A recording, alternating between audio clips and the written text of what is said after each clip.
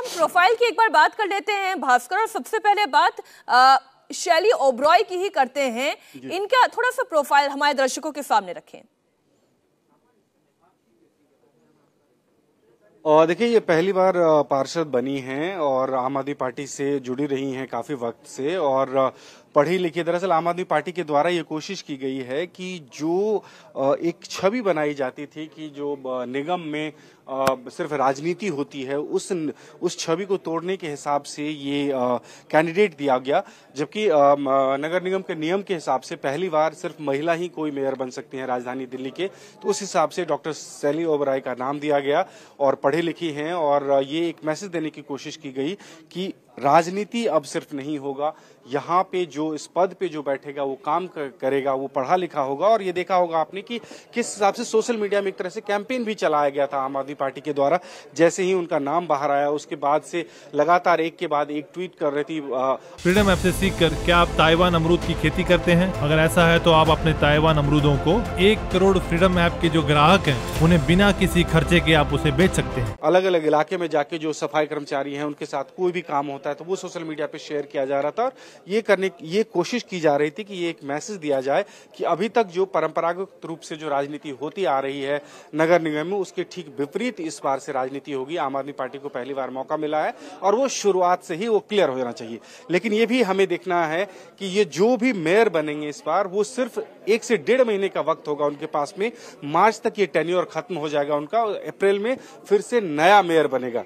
राजधानी दिल्ली में जो मेयर का चुनाव होता है वो चुने हुए पार्षदों में से एक मेयर का चुनाव होता है, और उनका कार्यकाल जो होता है 1 वित्त वर्ष का होता है, और ये वित्त वर्ष मार्च में खत्म हो रहा है, तो अप्रैल में अगला कोई मेयर होगा। तो आम आदमी पार्टी के द्वारा जो ये मैसेजिंग था ये सिर्फ 2 महीने के लिए था, जिसमें से भी अब ये कह सकते हैं बिल्कुल भास्कर, आप जो लगातार जानकारी दर्शकों तक पहुंचा रहे हैं उसी में एक और इनपुट। बड़ी खबर, लोकसभा के जो सांसद हैं उनकी वोटिंग हो रही है। लोकसभा सांसदों के बाद 14 विधायकों की जो वोटिंग है वो प्रक्रिया भी हमने आपको दिखाई, और फिर निर्वाचित पार्षद इसमें वोट डालेंगे। तो बड़ी खबर, बड़ी तस्वीर लगातार इस वक्त सिविक सेंटर से हम आपको दिखा रहे हैं। संवाददाता भास्कर मिश्रा भी हमारे साथ जुड़े हुए हैं। भास्कर, हमने शैली ओबरॉय की तो चर्चा कर ली, अब रेखा गुप्ता का जिक्र कर लेते हैं। इनके पास संख्या बल कितना है और इनका प्रोफाइल कैसा है, वो दर्शकों के सामने रखें। देखिए, रेखा गुप्ता भारतीय जनता पार्टी के बहुत सीनियर लीडर हैं। एमसीडी में वो पहले भी पार्षद रह चुकी हैं। दिल्ली भारतीय जनता पार्टी में महिला मोर्चा की अध्यक्ष भी रह चुकी हैं, और तमाम जिम्मेदारी वो निभा चुकी हैं। जो महिला पार्षद जितने भी हैं उनमें से कह सकते हैं एक तरह से सबसे सीनियर में से हैं, और एक्टिव पॉलिटिक्स में वो बहुत पहले से ही रही हैं। और भारतीय जनता पार्टी के सामने ये कोई दुविधा नहीं था कि अगर कोई बड़ा नाम दिया जाए, कोई एक्सपीरियंस नाम दिया जाए, तो रेखा गुप्ता के अलावा कोई और दूसरा नाम उनके सामने आए। लिहाजा रेखा गुप्ता का नाम इसके लिए आया है। जहां तक संख्या बल की बात करें तो इस चुनाव में कुल 265 वोट डाले जाना है, और 265 वोट में से जिनके पास बहुमत होगा वो, यानी 235 का आंकड़ा जिनके पास होगा, 234-35 का आंकड़ा, उनका मेयर बनेगा।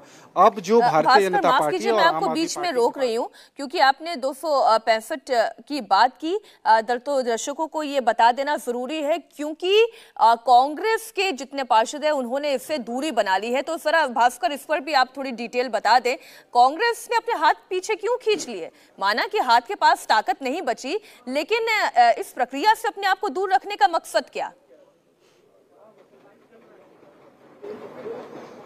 देखिए, दिल्ली नगर निगम में जो स्ट्रेंथ है पार्षदों की वो 250 है। दिल्ली में कुल 250 वार्ड है, और हर वार्ड में एक पार्षद चुने जाते हैं। इस हिसाब से इस हाउस की स्ट्रेंथ 250 है। 9 पार्षद कांग्रेस के चुन के आए थे, लेकिन उनका ये कहना था कि हम लोग हाउस में किसी भी तरह से मतदान में हिस्सा नहीं लेंगे। और ये एक तरह से इस हिसाब का ये फैसला था कि हम ये आम आदमी पार्टी और भारतीय जनता पार्टी के बीच की लड़ाई है, और हम इसमें पार्टी नहीं बनना चाहते हैं। जो चुनाव परिणाम आया है उसको अगर आप देखें तो उससे ये साफ झलकता है कि आम आदमी पार्टी के द्वारा ये कोशिश की गई थी कि जो मुस्लिम बहुल इलाकों में जो कांग्रेस के पार्षद जीत के आए हैं उनको अपने पक्ष में लाया जाए, लेकिन वो नहीं हुआ। और उसके बाद कांग्रेस ये कोशिश करती है कि किसी भी तरह से किसी भी पॉलिटिकल पार्टी के साथ जाते हुए वो दिखे नहीं, लोगों में ये मैसेज ना जाए कि ये कांग्रेस के साथ में है, कांग्रेस आम आदमी पार्टी के साथ में है या भारतीय जनता पार्टी के साथ में है। तो अपने आप को एक अलग निष्पक्ष छवि बना के फिर से विधानसभा या दूसरे चुनाव के लिए तैयार करने की दृष्टिकोण से कांग्रेस ने यह फैसला लिया था कि इस चुनाव में उनका से बहुत बड़ा है नहीं, लिहाजा जनता में ये मैसेज जाए कि वो किसी के साथ में नहीं है, इसलिए वो इस चुनाव में हिस्सा नहीं लेंगे। कांग्रेस ने पहले से ही क्लियर कर दिया था कि उनके पार्षद इस चुनाव में हिस्सा नहीं लेंगे। 250 में से 9 कम होंगे तो 241 पार्षद होंगे। 14 विधायक जो दिल्ली विधानसभा के स्पीकर के द्वारा मनोनीत सदस्य हैं वो होंगे, और इसके साथ साथ 10 सांसद यानी 7 लोकसभा के सांसद और 3 राज्यसभा के सांसद, कुल 265 वोट डाले जाना है। और इसमें से जिनके पास में बहुमत होगा उनके पास मेयर कुर्सी जाने वाली है। जी। अब तो भास्कर लगातार अपडेट दे रहे हैं। भास्कर, अभी आपने तस्वीर दिखाई थी सांसदों के द्वारा वोटिंग की, फिर विधायकों के द्वारा वोटिंग की, प्रक्रिया में अब आगे क्या चल रहा है बताएं।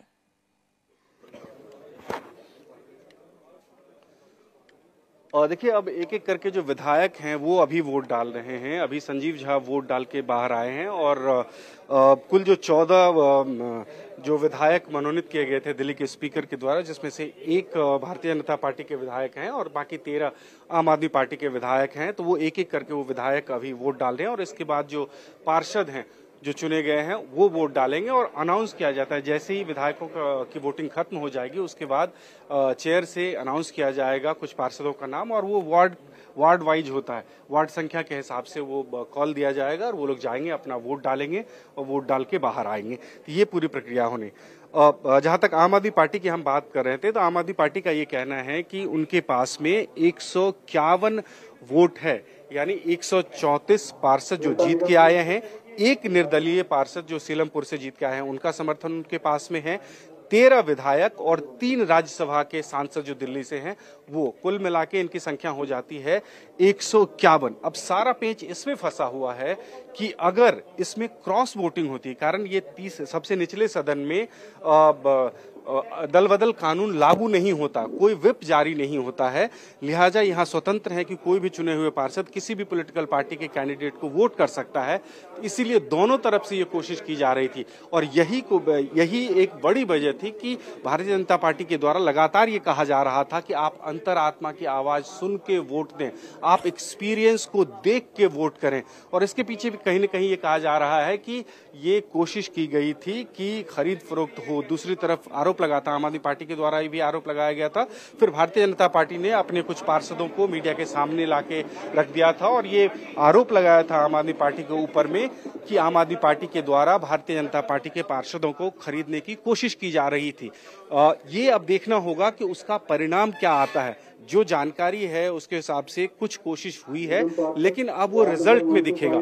लेकिन रिजल्ट में उसको 2 तरह से देखना होता है। पहली बात कि अगर डायरेक्ट कोई दूसरी पॉलिटिकल पार्टी के कैंडिडेट को सपोर्ट कर देता है वो, या दूसरा एक तरीका होता है कि वोट इनवैलिड हो जाए, यानी जो आपको वोट डालना है उसमें सही जगह पर टिक ना करके गलत जगह पर टिक करके और उसको मतपेटी के अंदर में डाल देने से वो इनवैलिड हो जाएगा। तो इनवैलिड जो वोट होगा उस हिसाब से भी एक तरह से वो समर्थन होता है। तो ये देखना होगा कि ये जब वोटों की गिनती होगी, एक बात बताएं, और ये इनवैलिड वोट किसका हुआ या क्रॉस वोटिंग कहाँ हुई, क्या ये क्लियर हो पाता है? बिल्कुल ये क्लियर हो जाता है। तमाम पॉलिटिकल पार्टी के द्वारा ये शुरू से कोशिश रहती है कि अपने जितने भी पार्षद हैं उनके ऊपर में टैप रखा जाए, एक तरह से ये कोशिश की जाए कि वो किससे बात कर रहे हैं, किससे संपर्क में हैं। ये तमाम कोशिश बहुत पहले से होती है और ये तय होता है कि कौन जो है बिल्कुल नहीं जा सकते हैं, कौन बिल्कुल अपने पक्के वोट हैं और कहां संभावना ऐसी है कि इतने वोट जा सकते हैं, और उस आधार पर फिर कैलकुलेशन होता है। फ्रीडम ऐप से सीखकर क्या आप ताइवान अमरूद की खेती करते हैं? अगर ऐसा है तो आप अपने ताइवान अमरूदों को 1 करोड़ फ्रीडम ऐप के जो ग्राहक हैं उन्हें बिना किसी खर्चे के आप उसे बेच सकते हैं। और फिर आकलन करके ये लगभग तय कर लिया जाता है। चाहे आपने लोकसभा में देखा हो या राज्यसभा में, जहां कहीं भी क्रॉस वोटिंग होती है, पॉलिटिकल पार्टी को ये अंदाजा होता है, पता होता है कि वो किस हिसाब से मैनेज किया जा सकता है। इस चुनाव में मैनेज करने की जिम्मेदारी दोनों ही पॉलिटिकल पार्टी के सामने इसलिए भी है कि मेयर और डिप्टी मेयर बेशक ये क्लियर हो कि ये चुनाव आम आदमी पार्टी जीत जाए, लेकिन सबसे बड़ी चुनौती है जो 6 स्टैंडिंग कमेटी के जो सदस्य चुने जाने हैं, उसमें आम आदमी पार्टी ने 4 कैंडिडेट उतारे हैं, जबकि उनके पास में स्पष्ट बहुमत 3 कैंडिडेट को जिताने के लिए है। जबकि भारतीय जनता पार्टी की बात करें तो 2 कैंडिडेट क्लियर कट जिता सकते हैं वो, तीसरा कैंडिडेट फिर भी उन्होंने मैदान में उतारा है, जिसके लिए उनको 3 वोट की जरूरत है। वही आम आदमी पार्टी को चौथे कैंडिडेट के लिए 10 वोट की जरूरत है। तो ये देखना होगा कि ये जो क्रॉस वोट की बात होती है वो किस हिसाब से किया जाएगा। इंडिया टीवी हर वक्त हर जगह डाउनलोड करने के लिए सर्च करें India TV news Google play store या ऐप स्टोर पर।